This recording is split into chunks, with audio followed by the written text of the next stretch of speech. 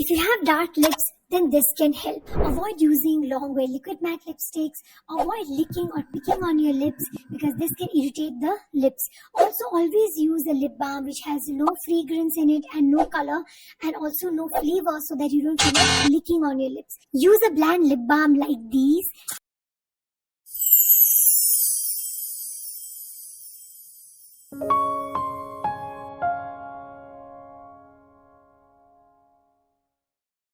This can help in reducing your chapped lips without drying it out and without you wanting to lick them.